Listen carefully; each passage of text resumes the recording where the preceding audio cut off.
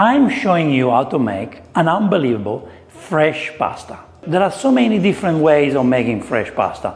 You can do semolina and water, semolina and egg, flour and egg, flour and water, flour and semolina with water, flour and semolina with eggs. Well, I spent lots of time learning about fresh pasta. I went to Bologna to see how the masters make it in Bologna, where they use eggs and flour. I see my nonna making pasta using egg, semolina and flour. I see other pasta makers around Italy in the south using only semolina and egg, only semolina and water. So I've created this mixture for you, this dough for you with egg, semolina and flour. I was afraid to record this video without calling my nonna, so I called my nonna last night to get her approval. I explained what I want to do, and you know what? She gave me the approval. Nonna approved this recipe. Please make the pasta dough using your hands. If you don't want to use your hands, use a stand mixer. It will do a very good job. Do not use blenders, because the way blenders work is they're very aggressive. They create a spider web inside the dough and is not good. It doesn't form the gluten correctly. It doesn't become a uniform connected dough. So stand mixer or your hands. When you make fresh pasta, I highly recommend to use timber board. You can use a large chopping board. You can use a kitchen bench made out of timber, or just a big piece of timber, a food grade. It's the best way to make fresh pasta. Or a more expensive way is the marble, which is what I have here. But not everybody have marble, so the timber is the best way. Very important thing is the weather. Wherever you live, it could be Africa, Canada, Switzerland, Australia, the weather condition, the humidity level can affect your pasta dough, okay? So if your pasta starts to get sticky and a little bit wet, you do need to put some semolina on top and on the pasta machine. If you live in a cold environment and it's winter time, maybe you don't have to. These are the ingredients for my fresh egg pasta. We are using 5 eggs. So we need to use 1 egg for every 100 grams of flour. So 100 grams of flour, 1 egg. And that's the portion for 1 person. So 5 eggs, 500 grams of flour. What flour am I using? I'm using 300 grams of 00 flour, but you can also use all-purpose flour. It doesn't matter where it's from, okay? Use a nice soft flour. And 200 grams of Italian fine, very fine semolina. It depends where you are in the world. You can buy semolina from everywhere, but trust me, if you can find the Italian fine semolina, go for it. Let's get into it. Let's put the flour and the semolina together. What we want to do now is to mix the two. So I am mixing this beautiful flour and I can feel it. It feels so beautiful. Now let's do this. Oh! And we go like this. Whoop-la! And we make a well. We want to make the well wide enough so we can feed the 5 eggs. Now keep in mind that we need the well to have nice big walls so the eggs don't go out. I see lots of mistakes of people throwing out the egg white and only use the egg yolk to make pasta. Yes, the pasta looks darker, but it's not correct. The egg whites have more proteins than egg yolks, so you need proteins, and it's got the water in there, the egg whites. So you do need the egg whites together with egg yolks to make pasta. All right, let's break the egg right inside. 1, 2, 3.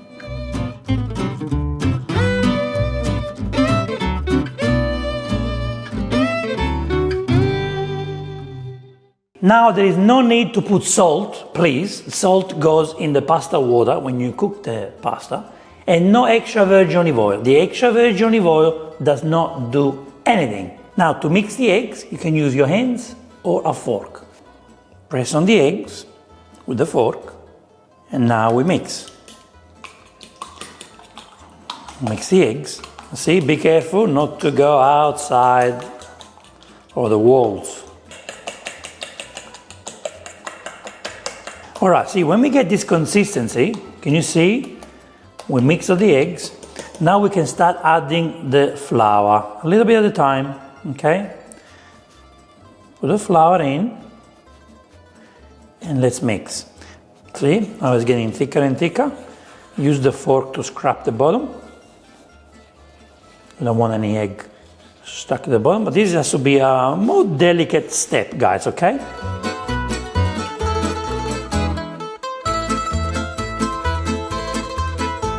See, when we get to this consistency, can you see how thick it is now? Can you see? It's thick, it's not going anywhere.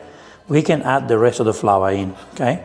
So now it's time to, we get our hands dirty. I'm gonna use my left hand. I'm keeping my right hand clean, just in case. Start with this one. You can use a scraper if it helps. Now we have to combine the flour with the egg. The flour is beautiful and soft. Basically, the egg white is what helps to absorb all this flour. If you only use egg yolk, let me tell you, then you have to use less flour, the ratio will be different, and also you might have to use water. Okay, see now, nice consistency. Now what we do, we start kneading the dough, okay? When we knead the dough, this is what I like to do. I like to use the palm of my hands and go like this, and then push it back. So I push forward, and I push it back. Push it forward, and back. Forward, and back. Forward, and back. See? Then, we turn it around this way, so from here to this, and we do it again. Forward, and back. Forward, and back. Forward, and back. Now you will say to me, oh my God, there's so much flour left. Well, don't worry, this flour will be absorbed. So let's keep going. This will take about 10 minutes by hand. Now there's no rules or how you are mixing, how you're kneading the dough, okay? No rules. You do it how it's easier for you, according to the size of your hand as well. You can be in a situation like this where the dough is not really absorbing the flour as quickly and as much, and you find it a little bit dry, okay? I would recommend to keep kneading. Or what you can do, you can put a little bit of water on your hands, just a little bit, not too much. Wet your hands, and the moisture from your hands will transfer on the dough, and you will see that the dough will absorb more flour.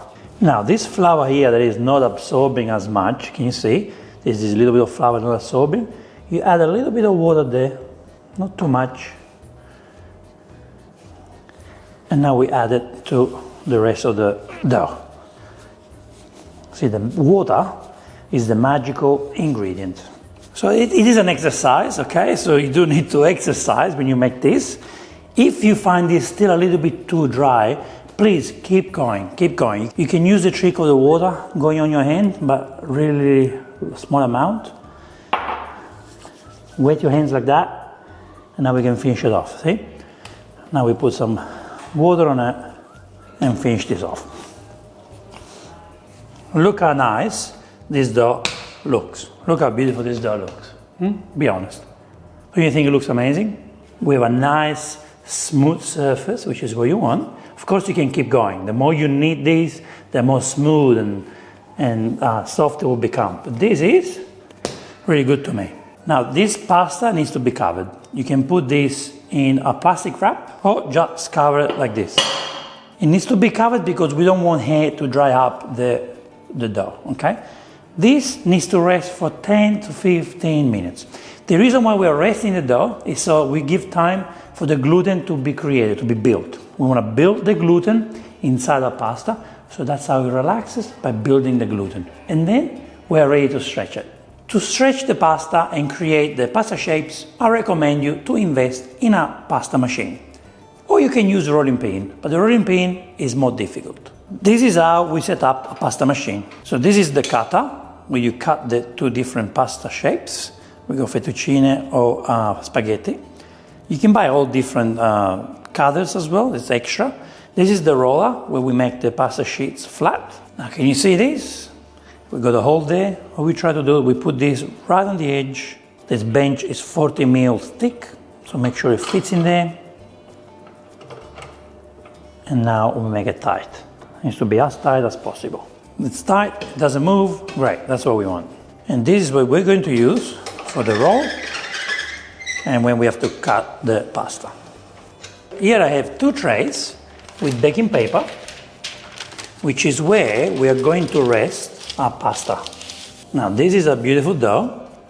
What we do, we want to cut the dough with a cutter or a knife. I would say, see how the gluten was built inside? See that gluten? You need that gluten to be built.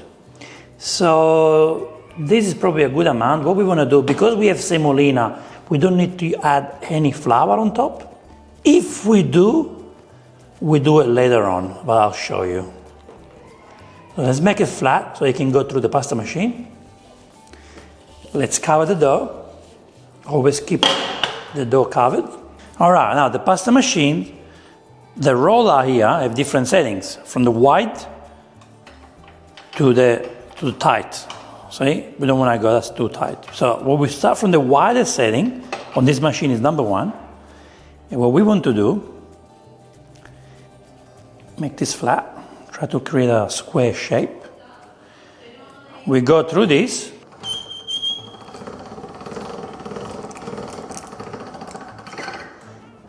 Don't know if you hear the sound, but it's very hairy.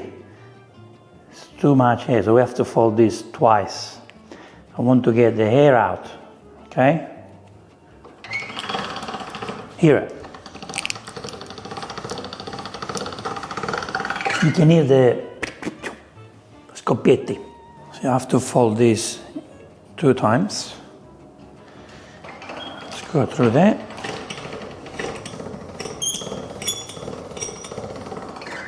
Okay, see? It's getting better. You don't want to see that. So you don't want to see the breaking, okay? So now we're only going to fold once.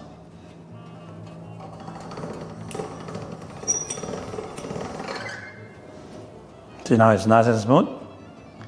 We fold one again.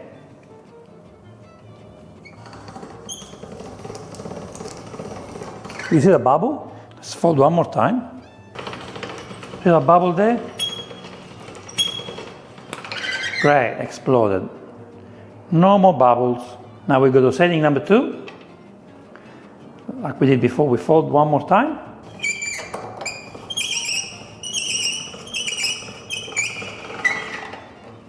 Look how beautiful and smooth it is. No bubbles, nice and smooth. No more folding now. Stop folding. Do one more time. Number 2. So how beautiful and smooth. Bellissimo. Let's go to setting number 3. Look how long this is gonna, look how much it's gonna stretch now, look. See? Setting number 4. Look at that, look at that. See, I like the thickness of this one, but I can't see my fingers, I can't see through my fingers, so I wanna do one more, go number 5.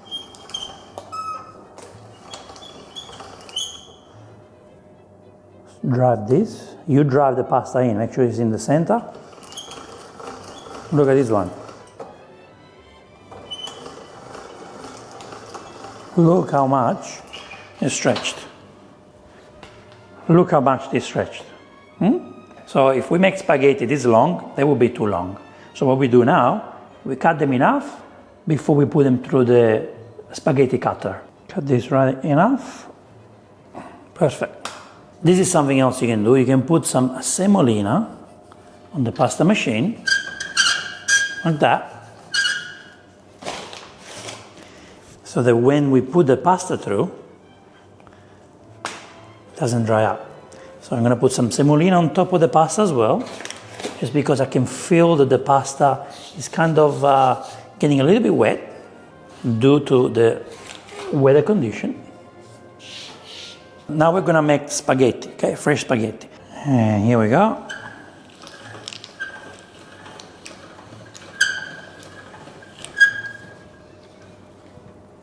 See? See how beautiful it is? And see, because of the semolina, this pasta doesn't get stuck to the machine. Look how pretty. Look how pretty. What you do at this point, you just do that. And here we have a portion of pasta for one person. Every time you make your pasta, make sure you put a tea towel on top and keep it and cover it so it doesn't dry up. To twirl the pasta around your finger and do the portions is very pretty, but let me tell you, it depends where you live. If you live in Africa, in Canada, in Australia, in Switzerland, very different weather, different conditions. My recommendation is to do this. You get the pasta, you spread the semolina on top, and this way your pasta doesn't get stuck together, okay? In cold or warm weathers, this is what we prefer to do. Also, this is pasta that we are eating today. I'm making this pasta for today to be cooked right away. If you want to store your pasta for a longer time, what I recommend you is to make the pasta, put it on the tray, and put the tray in the freezer. Once the pasta freezes, you take it out of the freezer and put it inside Ziploc bags and back in the freezer. When you want to have fresh pasta, you cook your pasta straight from frozen into boiling water.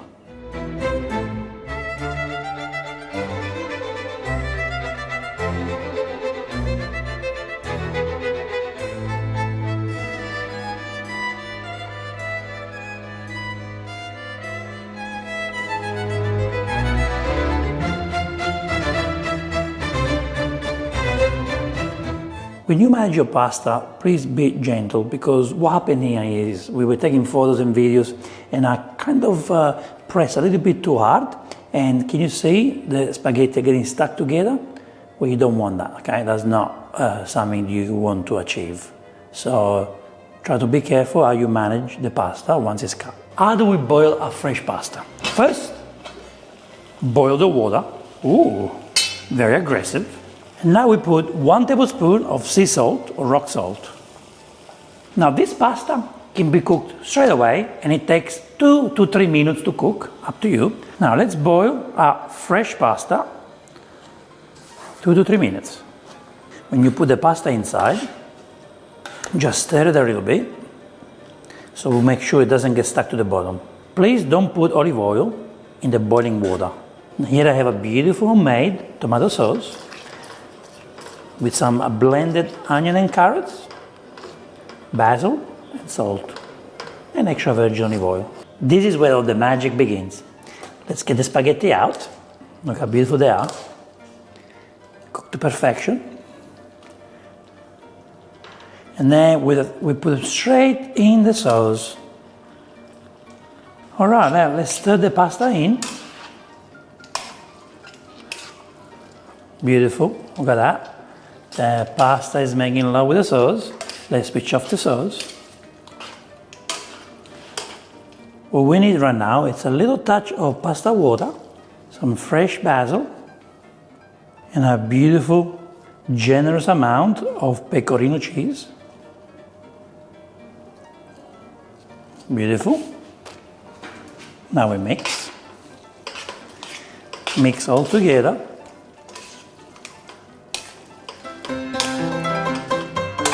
Bellissimo.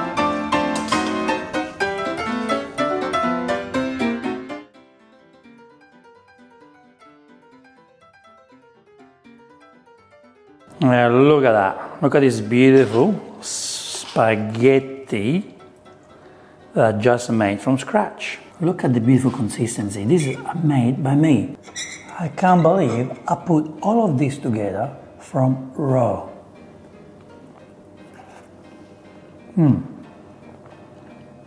The pasta is something all of you will love because it literally melts in your mouth. It is soft, but you can feel it that it's soft. It's beautifully cooked. The tomato sauce, I think, is a perfect sauce for this pasta. As you can see, the beautiful fresh pasta is absorbing the tomatoes very well. Look how much love they are making. See? Look how much love they are making.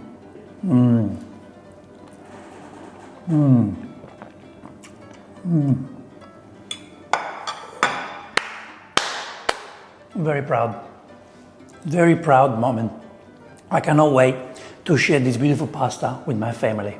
This is not like the dry pasta you buy from the supermarket. Dry pasta is made with semolina and water, dried at different temperatures, and it's different. It's meant to last for a long time, out of the freezer, out of the fridge. This is fresh pasta made with eggs. There are great pasta makers around the world who can make beautiful pasta. Good luck finding them. But when you make this at home, you make it yourself, you will be so proud. Your family will be so proud. Your partner will love you more. Your kids will love you more. Your dog will love you more. Your cat, will love you so much more. So make it and thank me.